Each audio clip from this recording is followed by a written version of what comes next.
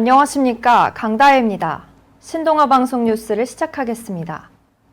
정부가 올 한 해 경유차, 노후차 등을 대상으로 배출가스 저감 사업을 벌인 결과 지난 5일 미세먼지가 2085톤 감축된 것으로 나타났습니다.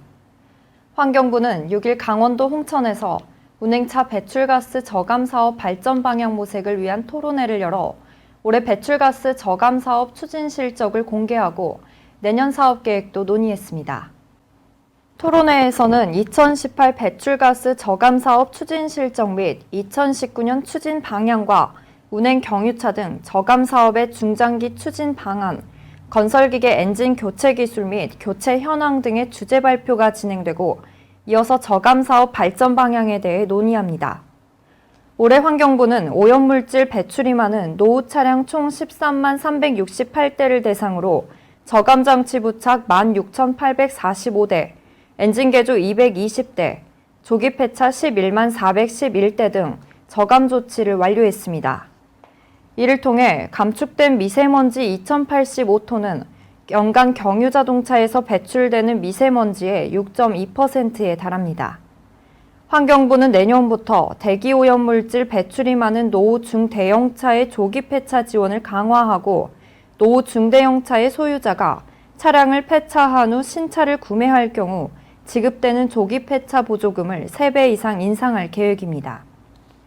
환경부 이영섭 교통환경과장은 내년부터는 중대형 차량 등 운행 빈도가 높고 대기오염물질 배출이 많은 차량을 집중 지원해 2022년까지 미세먼지 배출량의 43%를 삭감할 계획이라고 밝혔습니다. 국내 최대 도시디자인 국제학술대회인 2018 국제도시디자인 포럼이 김대중 컨벤션센터에서 2박 3일간의 일정을 마무리하고 30일 폐막했습니다. 이번 도시디자인 포럼은 도시디자인 광주다움을 찾다라는 주제로 광주다움이란 도시디자인의 정체성을 찾기 위해 마련된 것으로 지난 28일부터 30일까지 김대중 컨벤션센터에서 프랑스, 미국, 호주, 일본 등 5개국에서 전문가와 시민들이 참여해 소통회장을 열었습니다. 개막식에서 정종재 행정부 시장은 획일적인 도시 디자인에서 벗어나 건물과 도로, 마을과 골목 등이 광주만의 고유하면서도 독특한 색깔을 담을 수 있도록 마련한 담론회장에 도시의 정체성과 광주다움을 논의하는 시민들의 관심과 참여가 이번 포럼의 큰 에너지가 될 것이라고 말했습니다. 30일 특별회의에서는 시민들과 함께 난상토론 후 수기 과정을 거쳐 광주 도시디자인 미래 비전문 선언이 완성됐습니다. 또한 폐막식에서 정종재 행정부 시장은 이번 포럼은 광주다운 도시디자인에 대해 지혜를 모으고 앞으로 나갈 방향을 생각하는 귀중한 시간이었다며 포럼에서 도출된 담론과 철학을 바탕으로 광주가 나갈 길을 모색하고 사람 중심 광주다움을 담은 도시 디자인을 추진하겠다고 덧붙였습니다. 전라남도와 특허청, 전남지식센터가 공동 추진한 2018 전라남도 지식재산 페스티벌이 30일 화순 한이움 문화스포츠센터에서 성황리에 개최됐습니다. 2015년부터 4번째 열린 이번 페스티벌은 12개 IP 체험관과 지식재산 홍보관, 기업 홍보관 등 3개 테마로 운영됐습니다.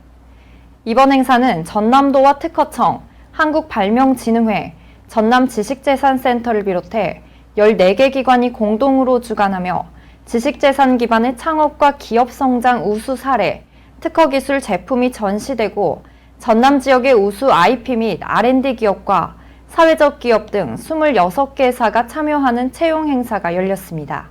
이 밖에도 누구나 참여할 수 있는 사이언스 버스킹과 도전 골든벨 퀴즈쇼 형식의 도민 참여 행사를 마련했으며 전남 창의력 경진대회에서 입상한 수상자를 격려하는 시상식도 개최했습니다.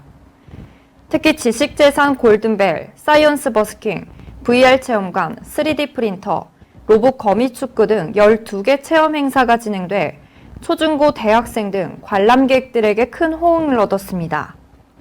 박원주 특허청장은 4차 산업혁명 시대의 지식재산은 창의적이고 도전적인 발명에서 시작된다면서 특허청은 지역의 발명 열기를 확산시켜 지식재산을 통해 지역 경제가 살아나고 질 좋은 일자리가 더 많이 창출될 수 있도록 정책적 노력을 다하겠다라고 밝혔습니다. 더불어민주당과 자유한국당이 내년도 예산안 처리에 잠정 합의했습니다. 예산안과 선거제 개편 연계를 요구했던 바른미래당 등 군소야당이 거세게 반발하고 있습니다. 12월 6일 예산안과 선거제 개편을 연계했던 바른미래당의 김관영 원내대표가 양대 정당 간 합의에 강하게 반발하며 협상장을 박차고 나왔는데요. 민주당과 자유한국당은 의원총회를 열어 합의안 추인 절차를 밟고 있습니다. 홍영표 원내대표는 두 당의 잠정 합의안에는 선거제 개편 내용은 없다고 밝혔습니다. 김성태 원내대표는 만일 추인에 실패하면 잠정 합의 효력은 상실하기로 했다고 말했습니다. 바른미래당은 즉각 반발했습니다. 김관영 원내대표는 선거제 개편안을 민주당과 한국당이 못 받겠다고 한다며 회의 도중 퇴장했습니다. 바른미래당과 함께 선거제 개편을 촉구했던 민주평화당과 정의당도 민주당과 한국당을 규탄했습니다. 북한에 비밀 미사일 기지가 존재한다는 주장이 미국에서 제기돼 논란입니다. 문제는 북한 기지를 촬영한 시점이 지난 3월이라는 것인데요. 북미 대화 이전에 촬영한 사진을 왜 지금에 와서 공개했는지 의문이 나오고 있습니다. CSIS는 삭감물 사진만을 근거로 제시하며 미 신고 미사일 운용 기지 중 13곳을 확인했다고 주장했고, 뉴욕타임즈 등 미국 주요 언론은 북한이 미국을 기만했다고 표현했습니다.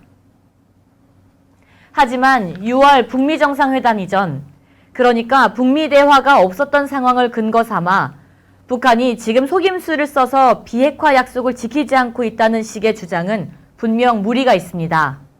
청와대도 삭감물 미사일 기지에 대해 이미 한미 정보당국이 파악한 장소로 전혀 새로울 것이 없다고 했습니다. 일각에서는 이번 사안이 미국 행정부의 북한의 불리한 정보 흘리기, 이른바 언론 플레이라는 의구심이 나옵니다. 북미 대화가 교착인 상태에서 북한에 대한 국제사회의 비난과 압박 여론을 조성해 협상 카드로 활용한다는 전략이라는 얘기입니다. 실제로 지난 7월 워싱턴 소재 과학국제안보연구소는 북한이 강성이라는 지역에 비밀 우라늄 농축시설을 운영하고 있다고 주장해 북한의 진정성 논란을 일으킨 바 있습니다. 북미 전문가들은 앞으로 협상 고비 때마다 비슷한 논란이 생길 가능성이 있다고 전망하고 있습니다. 김정은 북한 국무위원장의 연내 답방 가능성이 높아지면서 다양한 추측이 나오고 있습니다. 올해 마지막 날까지 남은 시간은 한 달도 되지 않습니다. 여기에 주말과 공휴일을 제외하면 연내 답방 가능 날짜는 20일 내외로 줄어들게 됩니다. 남북 정상회담 준비에 필요한 최소한의 물리적 시간을 감안하면 이번 주 답방은 사실상 물 건너갔고 일러야 다음 주 후반부터나 가능합니다. 남북이 일사천리로 일을 진행한다는 전제하에 다음 주 목금 답방이 1차 후보로 거론되지만 시간이 너무 부족해 쉽지 않을 것이란 관측이 많습니다. 2차 후보는 김정일 국방위원장의 7주기 다음 날인 18일부터 20일입니다. 추도를 마치고 김 위원장이 바로 서울에 온다는 시나리오인데 국정원은 실현 가능성이 낮아 보인다는 평가를 하기도 했습니다. 마지막으로 꼽히는 것은 크리스마스 전후입니다. 북한은 크리스마스가 공휴일이 아닌 만큼 날짜 선택에서 자유로울 수 있다는 관측입니다. 다만 국내외 여러 현안을 챙기고 마무리 지어야 하는 연말에 북한의 최고 지도자가 평양을 비우고 서울로 내려온다는 것은 쉽지 않을 것이라는 해석도 있습니다. 청와대는 김정은 위원장의 답방 시기를 제안했다는 보도와 관련해 북측과 아무런 논의를 하지 않았고 정해진 것도 없다고 밝혔습니다. 윤영찬 청와대 국민소통수석은 답방 시기는 연내든 연초든 열려 있다며 북측의 결단이 중요하다고 강조했습니다. 내년부터 국적 대형 항공사의 마일리지가 소멸되기 시작합니다. 대한항공과 아시아나항공이 10년 유효기간을 도입했기 때문인데 렌터카나 대형마차 할인, 영화 관람 등에 활용할 수 있다고 합니다. 내년에 소멸되는 마일리지는 2008년 이전에 적립된 것으로 대한항공과 아시아나항공을 합쳐 400억 원 정도로 추정됩니다. 마일리지는 20에서 25원 정도로 항공사 홈페이지와 모바일 앱으로 소멸 예정 마일리지 확인이 가능합니다. 마일리지 대부분은 항공기 예매에 사용되는데 마일리지 좌석이 5%에 불과해 항공권 구매는 그야말로 하늘의 별 따기입니다. 다만 일찍 예매하면 성공 확률이 높아집니다. 승급이 가능한 항공권 구매 시 이코노미석은 비즈니스석으로, 비즈니스석은 1등석으로 등급을 올릴 수 있습니다. 수화물 무게가 초과하면 추가 요금을 마일리지로 대신할 수 있고 공항 라운지 사용도 가능합니다. 14만 마일리지 이상 보유하고 있다면 세계 일주 일반석 항공권을 구매할 수도 있습니다. 대한항공 마일리지는 렌터카와 호텔, 리무진, 로고 상품 예약에 아시아나 항공 마일리지는 이마트나 CGV, 기내 면세점 등에서 쓸 수 있습니다. 항공권을 미리 구매해 여행 계획을 세운 경우엔 1만 5천 마일 정도를 사용하면 고급 호텔에 묵을 수도 있습니다. 일각에선 직계가족이 아니면 마일리지 양도가 불가능한 만큼 마일리지를 현금으로 쓸 수 있는 제도적 장치가 필요하다고 지적합니다. 경기도는 최근 지역축제심의위원회를 열었습니다. 이천 쌀문화축제 등 도내 15개 축제를 2019년 경기관광대표축제로 선정했다고 6일 밝혔습니다. 경기관광대표축제는 시, 군에서 개최하는 지역축제 중 관광 상품성이 크고 경쟁력 있는 축제를 도 대표 축제로 육성하는 사업입니다. 선정된 축제는 이천 쌀문화축제 외에 여주 오곡나루 축제, 시흥 갯골 축제, 연천 구석기 축제 등입니다. 도는 이 중 이천, 여주, 시흥, 연천, 안성, 수원, 파주 등 7개의 시군 축제를 정부가 주관하는 2019 문화관광축제 후보로 추천할 예정입니다. 문화관광축제에 선정되면 축제별로 1억 500만 원에서 최대 4억 5천만 원까지 국, 도비 지원을 받을 수 있습니다. 도는 정부의 문화관광축제 후보로 추천되지 않은 나머지 8개 시, 군 축제, 그리고 문화관광축제 후보로 추천됐지만 최종 선정되지 않은 시군 축제에는 5천만 원에서 최대 6천만 원까지 도비를 지원할 예정입니다. 이 밖에도 15개의 모든 축제에 경기도 후원 명칭 사용, 축제장 방문객의 휴대폰 사용 분석 등 빅데이터 분석, 홍보 마케팅을 지원할 예정입니다. 오후석 경기도 문화체육관광국장은 경기도는 내년부터 시군별로 특색 있는 축제를 발굴해 시민 참여 문화공간으로 활성화하도록 지원할 계획이라며 15개 축제 외에도 시군별로 성장 가능성 있는 유망축제를 선정해 지원할 수 있는 방안을 마련 중이다라고 말했습니다. 국가부도의 날이 개봉 후 줄곧 박스오피스 정상을 지키며 개봉 첫 주에 150만 관객을 돌파했습니다. 1997년 외환위기를 일주일 앞두고 서로 다른 선택을 한 사람들의 이야기를 담은 이 영화는 지난 주말 이틀 동안 82만 6,700명을 동원해 누적 관객이 157만 1,200명이 됐습니다. 보헤미안 랩소디는 5주차 주말에도 62만 300명이 찾아 600만 관객을 돌파하며 레미제라블을 제치고 음악영화 흥행 역대 1위에 올랐습니다. 주말 박스오피스 3위는 마동석 주연 성난황소가 차지했습니다. 그룹 빅뱅의 승리가 내년 초 서울에서 단독 콘서트를 합니다. 승리는 내년 2월 16일과 17일 SK올림픽 핸드볼 경기장에서 승리 퍼스트 솔로 투어 더 그레이티스트 승리 파이널 인 서울이라는 타이틀로 팬들과 만납니다. 소속사는 입대 전 마지막 콘서트에서 멋진 퍼포먼스와 유쾌한 토크로 팬들을 사로잡을 것이라고 전했습니다. 서울과 수도권에서 가까워 접근성이 좋은 스키장들과 개장일을 소개하겠습니다. 먼저 평창의 용평리조트 스키장은 지난 23일 개장했고 KTX 경강선으로 서울에서 2시간 안에 갈 수 있습니다. 2018 월드 스키 어워즈에서 한국의 베스트 스키 리조트로 선정된 용평리조트는 평창 동계올림픽 알파인 스키 경기가 열렸던 곳이기도 하며 규모가 크고 다양한 코스를 즐길 수 있습니다. 백운산 자락 해발 1340m 높이에 위치해 있는 정선에 있는 하이원 리조트도 같은 날에 개장했고 올겨울 스키어들을 위한 18면의 슬로프와 설상차 투어 그리고 여러 실내 스포츠도 함께 즐길 수 있습니다. 가수들의 연말 콘서트도 준비되어 있는데 오는 23일과 24일에 백지영, 알리, 가비앤제이, 스컬앤 하하 등이 참여하는 크리스마스 콘서트가 열립니다. 이외에도 원주의 오크밸리 스키장은 지난달 29일 개장했고 용인의 양지파인 스키밸리는 이달 7일, 포천의 베어스타운과 남양주 스타일 리조트는 8일에 개장합니다. 평창 진부면에서 오는 22일부터 다음 달 27일까지 눈과 얼음, 송어가 함께하는 겨울 이야기라는 주제로 평창 송어축제가 열립니다. 올해로 12회째를 맞은 평창 송어축제에서는 오대천 맑은 물속에서 유영하는 송어를 얼음구멍을 통해 직접 낚아올리며 썰매 체험 등 다양한 겨울 체험 행사가 진행됩니다. 관광객들이 추위를 피하고 다양한 먹거리를 즐길 수 있는 먹거리촌을 돔형하우스 1600제곱미터에 조성해 낚시와 함께 휴식을 취하고 향토 먹거리를 즐길 수 있는 곳도 마련됩니다. 평창 송어 종합공연장에서는 축제 기간 각종 문화예술 공연을 선보여 관광객들에게 색다른 재미와 감동을 줄 것으로 보입니다.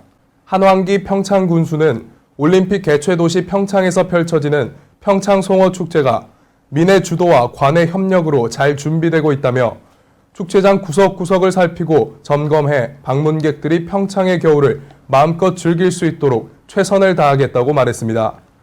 한편 지난해 평창 송어축제에 참가한 관광객은 모두 50만여 명이었으며 송어축제 현장 근처 평창의 또 다른 겨울 여행지로는 오대산 월정사 전나무 숲길과 삼양목장, 대관령 양떼목장 등이 꼽힙니다. 전남 광양의 대표 행사인 광양 매화축제가 제4회 트래블아이 어워즈에서 2년 연속 국내 최우수 봄축제로 선정됐습니다. 광양 매화축제는 매화 개화 시기인 매년 3월에 열리는 꽃축제로 섬진강변 백운산 자락에 33만 제곱미터의 매화 군락지가 장관을 연출해 매년 100만 명 이상 찾는 전라남도의 대표 축제입니다. 이번 수상으로 광양 매화축제는 2017년에 이어 2년 연속 국내 최우수 봄축제로 선정되는 영예를 안게 됐습니다. 올해로 20회를 맞았던 이 축제에서는 청춘들을 위한 청춘 희망 콘서트와 홍상리의 건강밥상 토크 콘서트 등 다양한 공연과 체험 행사도 함께 열렸습니다. 정현복 광양시장은 수상과 관련해 광양 매화축제가 2년 연속 최우수 봄축제로 선정돼 영광스럽다며 광양시가 관광자원이 상대적으로 부족하지만 전국 최초 강마리나를 계획하고 있다며 광양 관광의 청사진을 자신 있게 밝히기도 했습니다. 최근 새롭게 시작한 드라마 촬영지로 잘 알려진 스페인의 그라나다가 화제가 되고 있습니다. 그라나다는 스페인 남부 안달루시아 지방에 위치한 도시로 지난 1일 첫 방송돼 7%대 시청률을 기록하며 순항 중인 드라마 알함브라 궁전의 추억의 주요 배경을 이루고 있습니다. 그라나다는 유럽에 진출했던 이슬람 왕국의 마지막 수도였으며 이슬람과 카톨릭 문화가 공존하는 곳으로 화려하고 아름다운 경관을 가져 여행객에게 인기를 끌고 있는 곳입니다. 가장 유명한 관광지 알함브라 궁전은 이슬람 왕조인 나스르 왕조의 아갈리브가 14세기에 완성한 궁전으로 화려한 내부와 좋은 전망을 가져 이슬람 문화 최고 걸작으로 꼽힙니다. 연평균 최고 기온이 21.7도로 온화한 편인 그라나다의 또 다른 명소로는 왕실 예배당, 세크로몬테 쿠에바 박물관, 그라나다 대성당이 있습니다. 조지 허버트 워커 부시 전 미국 대통령이 지난달 30일 향년 94세로 별세했습니다. 미국 제41대 대통령을 지낸 조지 H.W. 부시는 이날 밤 10시쯤 미국 텍사스주 휴스턴 자택에서 향년 94세로 별세했습니다. 부시 전 대통령은 1989년부터 1992년까지 미국의 제41대 대통령을 지냈고 2001년부터 2008년까지 제43대 대통령을 지낸 조지 W. 부시 전 대통령의 아버지이기도 합니다. 1966년 텍사스주에서 하원 의원으로 당선되며 정계에 입문한 부시 전 대통령은 미 CIA 국장, 부통령을 거쳐 1989년 미국의 제41대 대통령이 됐습니다. 부시 전 대통령의 대표적인 업적은 냉전 종식으로 고르바초프 전 소련 공산당 서기장과의 정상회담으로 미국 대 소련의 냉전 구도를 끝내고 새로운 협력과 평화를 이끌어냈다는 평가를 받고 있습니다. 역대 미국 대통령 중 최장수 기록을 세운 부시 전 대통령은 지난달 4월 별세한 부인 바버라 여사와 같은 텍사스주 칼리지 스테이션 프레지덴셜 도서관 옆에 묻히며 장례는 국장으로 치러집니다. 국내 이동통신 3사가 지난 1일 세계 최초로 5세대 이동통신 5G 상용화 서비스를 개시했습니다. 서울 등 수도권을 비롯해 6대 광역시 중심지에서 5G 이동통신 서비스가 시작됐는데 5G는 최대 전송 속도가 기존의 4세대 이동통신 4G LTE보다 최대 20배 빠르고 지연 속도는 100분의 1로 줄어듭니다. 단순히 네트워크 처리 용량이나 속도만 향상시키는 게 아니라 스마트폰에서 기지국을 거쳐 서버를 통해 다시 단말기로 되돌아오는 시간을 최소화하는 게 핵심입니다. 이를 통해 4차 산업혁명의 핵심 산업인 자율주행 자동차, 인공지능, 사물인터넷, 가상현실 등을 활성화할 수 있습니다. SK텔레콤의 5G 서비스 1호 고객사는 자동차 부품 전문 기업인 명화공업, KT의 1호 가입자는 인공지능 로봇 로타였으며 LG유플러스의 1호 고객은 산업기계와 첨단 부품 전문 기업인 LS엠트론이었습니다. SK텔레콤 박정호 사장은 5G에는 우리의 상상을 초월하는 무한한 가능성이 있다며 5G를 찰나의 흔들림도 없이 제공할 수 있도록 건강한 긴장감을 갖겠다고 말했습니다. 한편 이날 선보인 서비스는 일반인이 아닌 기업들에만 판매된 것으로 일반 고객이 5G 상용화를 체험할 수 있는 시점은 5G 스마트폰이 출시되는 내년 상반기가 될 전망입니다. 국내 휘발유 가격과 경유 가격이 4주 연속 떨어지면서 운전자들의 부담이 줄어들 전망입니다. 지난 1일 한국석유공사 오피넷에 따르면 지난달 넷째 주 전국 주유소 휘발유 가격은 전주보다 리터당 평균 30.2원 하락한 1,516.3원을 기록했습니다. 경유도 한 주 만에 17.4원 내린 1,385.1원에 판매되면서 지난 5월 셋째 주 이후 가장 낮은 수준으로 떨어졌습니다. 지역별로는 서울 휘발유 가격이 평균 1,604.4원이었고 기름값이 가장 싼 지역은 대구로 1,476.1원을 기록했습니다. 정유사 공급 가격으로 휘발유는 전주보다 39.2원 내린 1,318.7원이었고 경유는 1,224.3원으로 23.1원 하락했습니다. 한국석유공사는 국제유가는 미국 원유 재고 증가 등으로 하락했고 이와 더불어 국내 유류세 인하 효과 등으로 국내 제품 가격이 하락세를 유지할 것으로 전망된다고 밝혔습니다. 한편 우리나라가 주로 수입하는 두바이유는 전주보다 배럴당 4.4달러 내린 59.2달러로 60달러 선이 무너진 바 있습니다. 군산시가 조선 자동차 산업의 붕괴로 침체한 지역 상권을 살리기 위해 9월 3일부터 발행한 군산사랑 상품권은 지역민의 구매 열풍에 힘입어 지역화폐의 성공 모델로 안착했습니다. 이 중 상품권 전체 판매액의 95%가 시민들이 자발적으로 구입한 것으로 가맹점이 7,900여 개가 넘어서는 등 군산 경제의 위기 상황을 극복하려는 시민들의 공동체의식이 발현된 것으로 평가되고 있습니다. 특히 온 오프라인을 망라한 시민들의 자발적인 참여가 군산사랑 상품권의 성공적인 유통과 순환에 큰 밑거름이 되고 있습니다. 상인과 시민의 강한 참여 의지로 군산사랑 상품권 판매 이전부터 SNS를 통해 가맹점 가입, 동참 릴레이 운동을 벌여 시민들의 동참을 이끌어내는 등 지역상권 회생을 위해 노력했습니다. 또한 군산시의 적극적인 홍보와 지원 정책으로 상품권 이용 시 할인 이벤트를 실시하거나 상품권 가맹점 플랜카드와 배너 등을 자체 제작하여 다양한 홍보 매체를 통해 상품권을 적극 홍보하기도 했습니다. 구매처는 NH농협, 신협, 전북은행, 새마을금고에서 구매할 수 있으며 구매 시 본인 신분증이 필요합니다. 효율적인 구매와 사용을 위해서 스마트폰에 군산사랑 상품권 앱을 설치하면 군산사랑 상품권 판매점이나 가맹점을 쉽게 찾을 수 있습니다. 김성우 지역경제과장은 군산사랑 상품권을 많이 애용해 주시는 시민들에게 감사드리며 앞으로도 가맹점을 확대하고 국비를 확보하는 데 총력을 기울여 할인율 유지 등을 통해 많은 시민들이 군산사랑 상품권을 사용해 실질적인 경영, 안정에 도움이 되도록 노력하겠다고 전했습니다. 세부는 필리핀의 대표적인 휴양지로서 해양 스포츠를 즐기러 온 관광객으로 매년 증가 추세에 있습니다. 해양 스포츠 중에서도 스킨스쿠버는 수영을 잘하지 못해도 쉽게 배울 수 있고 평소에 보지 못하는 깊은 바닷속을 볼 수 있어서 스트레스 해소에 좋은 취미로도 관심이 늘고 있습니다. 특히 체험 다이빙을 경험하고 취미에서 더 나아가 스킨스쿠버 자격증에 관심을 갖는 사람들이 증가하는 추세인데 그 중에서도 자격증을 따기 위해 국내보다는 세부에서 자격증을 취득하는 것이 열풍이라고 합니다. 스킨스쿠버의 입문 과정인 오픈워터 자격증을 취득하는데 국내에선 짧은 시간 여러 번 교육받아 2주 이상 걸리지만 세부 현지에서는 훨씬 적은 비용으로 이틀이면 가능합니다. 특히 대부분 교육샵 바로 앞에 천연 해변을 보유하고 있어 스킨스쿠버 하기에 적합하고 체계적인 환경으로 교육 중 국내에서 볼 수 없었던 바닷속 풍경을 볼 수 있습니다.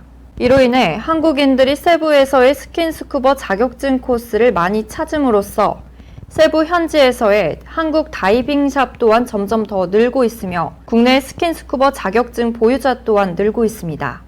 스킨스쿠버 지도자 교육까지 수료 후엔 스킨스쿠버 강사로도 활동이 가능하며 개인의 역량을 갖추면 잠수와 구조, 관련 교육도 진행할 수 있는 등 그 비전도 무궁무진하다고 합니다. 해양생물에서 추출한 각종 유용 성분을 활용한 화장품 상품화가 본격 추진됩니다. 경북해양바이오산업연구원은 지난달 29일 연구원 회의실에서 성게알 멍게 추출물과 EGF를 첨가해 안티에이징 기능성을 확인하고 화장품 첨가물로 개발하기 위해 주식회사 TNH 바이오와 공동개발 및 기술 이전에 대한 업무 협약을 맺었습니다.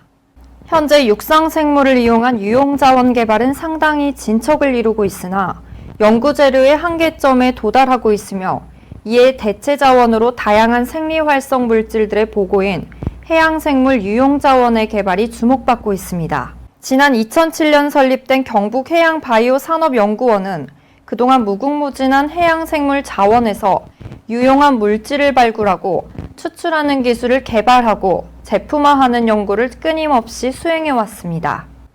그동안 이러한 연구를 통해 해양 미생물에서 추출한 천연재료 생산 기술 개발, 해양심층수 미네랄 천연비누 제조 기술 개발, 해양생물 추출 콜라겐 제조 기술 개발 등 이른바 돈이 되는 기술 개발과 기업 이전을 통해 기업 매출 증대와 지역경제 활성화에 기여해오고 있습니다.